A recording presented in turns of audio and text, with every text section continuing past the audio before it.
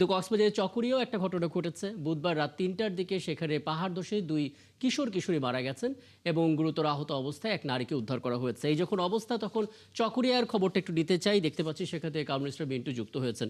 মিন্টু, একটু চকরিয়ার ঘটনাটা বলবেন।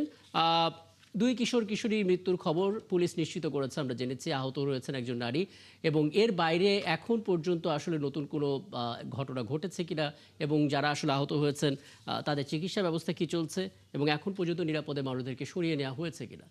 মিন্টু।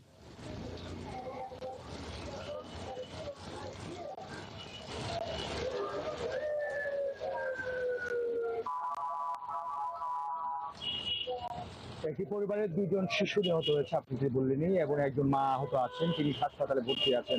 নতুন করে কক্সবাজারের যে মহেশখালীর কালামারছড়া, সেখানে পাহাড় ধসের ঘটনা ঘটেছে।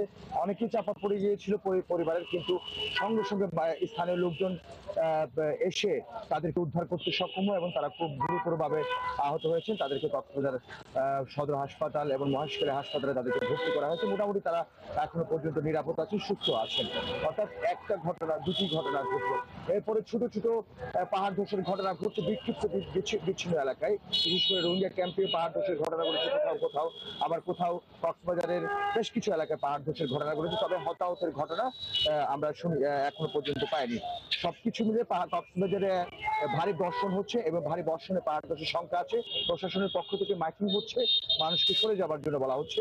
আপনাকে যেটা বলছিলাম, যে মাইকিং করার পরও, সতর্ক করার পরও মানুষজন এখনো পর্যন্ত ঝুঁকিপূর্ণ বসবাসকারী যারা আছেন তারা পাহাড় থেকে সরতে চাচ্ছেন না। আর ভারী বর্ষণের কারণে কক্সবাজারে বন্যা দেখা দিয়েছে। বিশেষ করে 35টি ইউনিয়ন এখন বন্যা কবলিত, ও কোথাও কোথাও কোনো কোনো এলাকা একেবারে শহর থেকে বিচ্ছিন্ন হয়ে গেছে। মানুষজন দুর্ভোগ পোহাচ্ছে, ভোগান্তি পোহাচ্ছে। সবকিছু মিলে প্রশাসনের পক্ষ থেকে যথেষ্ট চেষ্টা করা হচ্ছে এই যে দুর্ভোগ কবলিত মানুষকে, যাতে ওই বন্যা কবলিত মানুষকে রেহাই করবার জন্য চেষ্টা করছে।